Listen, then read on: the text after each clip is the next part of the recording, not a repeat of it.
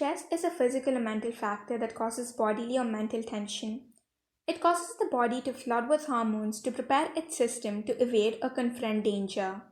When humans face a challenge or threat, they have partly physical response. People react differently to stressful situations. What is stressful for one may not be stressful for another, and almost any event can potentially cause stress. Mental health conditions such as depression or building up a sense of frustration and anxiety can make some people feel stressed. Previous experiences may affect how a person reacts to stress. Regular exercise can help lower your stress and anxiety by releasing endorphins and improving your sleep and self image. Aromatherapy can help lower anxiety and stress. Light candle or use essential oils to benefit from calming scents.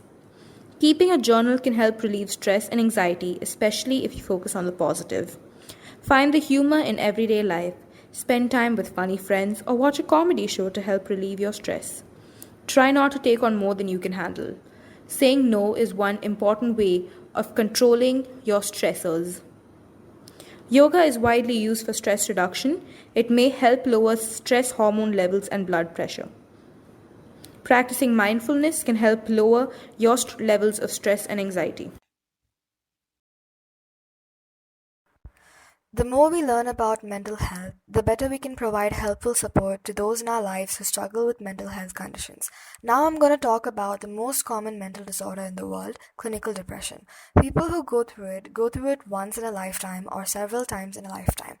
A few of its symptoms are constant sense of hopelessness and despair, feeling worthless or guilty, impaired concentration, excessive sleeping or sleeping for shorter periods of time, restlessness, significant weight loss or gain of more than 5% of the body mass, and a few of its triggers are loss of loved ones, social isolation, relationship problems, physical, sexual, or emotional abuse. It can also be hereditarily passed on from one generation to another. It is a serious but treatable illness. The different methods of curing it may be taking antidepressants, going through psychotherapy, or going through shock therapy. Once you've had an episode of it, you are at high risk of having another one.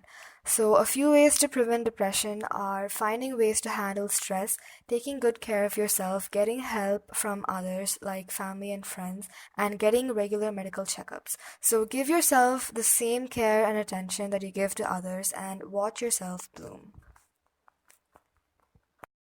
Trauma is an emotional response to a terrible event such as an accident or harassment. However, a person may experience trauma as a response to any event they find threatening. If the symptoms of trauma do not decrease, it can indicate that the trauma has developed into a mental health disorder called post traumatic stress disorder or PTSD. Many factors determine how traumatic event affect a person, like the type of event that caused the trauma. A person who has experienced trauma may feel denial, anger, etc. Along with emotional reactions, trauma can cause physical symptoms such as headache and racing heart. Treatment for trauma includes therapies such as somatic therapy, medications, but medications alone cannot cure trauma, but it can help a person manage symptoms such as anxiety. Self care such as exercise and support, as in talking to loved ones or joining a support group for trauma survivors.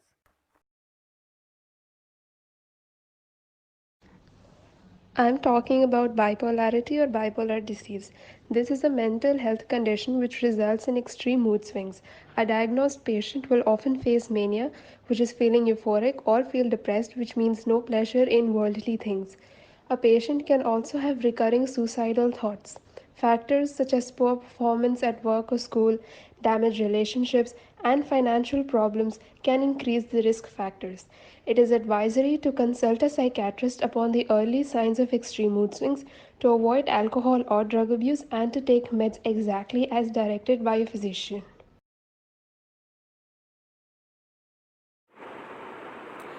Coping mechanisms. The term coping refers to a conscious effort to deal with personal or interpersonal problems like stress, family, and so on. It creates negative as well as positive side effects in a person's behavior and outbursts of emotions like anger, frustration, etc. Mainly, it reduces stress as it is the major cause of all mental health issues. In contrast, Coping techniques are also known as maladaptive techniques, which increase stress. Some types of strategies to improve these issues are: first type, appraisal focused or adaptive cognitive, emotion focused, etc. Under emotion focused, releasing pent up emotions, meditating, etc. comes. The effectiveness of coping depends on type of stress, individuals, circumstances, etc. So, I would like to end my talk by saying recovery is an evolution, not a miracle. Stay safe and healthy. Motivation and productivity are the two facets of self improvement. Sometimes we often find ourselves not being productive, and then we enter this vicious emotional cycle that always ends up making us feel tired and unworthy. This is because motivation and productivity are correlated. In times like this, when days become monotonous, the only way we can feel motivated is by introspecting and picturing the outcomes we want to gain by performing an act. It is always good to establish a routine, but we must always keep in mind that the routine gives ourselves some time to step out of our work or studies and relax for a bit. It's good to change our routine then and there. One thing we must know is that nobody is motivated all the time, and motivation is not something that comes easily. It gets restored only when we come into good terms with ourselves and where we want to be.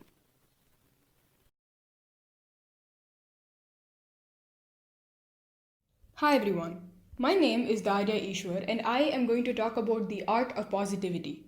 Positivity, as we all know, is the practice of being positive or optimistic in nature.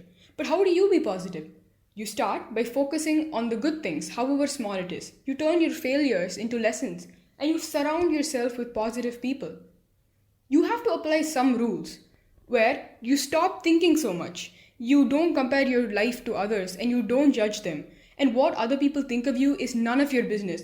Only then will you truly realize that no one is in charge of your happiness except for you. Every time you turn angry or sad, it takes a huge toll on the body and a lot of energy is lost. But being positive offers high energy levels. And the other benefits include a longer lifespan, lower rates in depression, and finally, just a better quality of life. Thank you.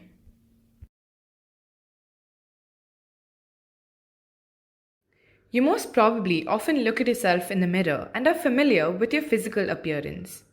But how often do you introspect and try to understand your inner self? Self reflection is a process by which you grow your understanding of who you are, what your values are, and why you think and act the way you do. It involves asking yourself questions like: what are my strengths? What are my weaknesses? What are my skills? What are my achievements? What makes me happy and what doesn't? Whether you like to self reflect while taking an evening stroll, journaling, meditating, or listening to music, do what comforts you and make the most out of the time. Self reflection may seem difficult at first, or even selfish or embarrassing. But eventually, with practice, it gets easier, resulting in a more happier and efficient you. Some benefits of self reflection are: it is the key to self awareness. It allows us to look neutrally at our thoughts, feelings, and actions. It is essential skill for personal growth.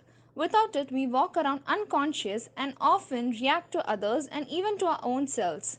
It helps in solidifying our core values, which helps in strengthening our integrity and leads to better decisions. It plays a major role in building confidence. We become confident in knowing our strength and helps to correct and work on our weakness. In a nutshell, it helps us to love ourselves better and give a complete feeling. Self love. It's the complete acceptance of who and what you are. Self love is not simply a state of feeling good, it is the state of appreciation for oneself that grows from actions that support our physical, psychological, and spiritual growth. It promotes rest and relaxation, which benefits our overall health and wellness. Self love is something which cannot be obtained through beauty makeover or new set of clothes. Although they feel good and are gratifying, you can't grow self love through these type of activities. So here are a few ways to cultivate self love.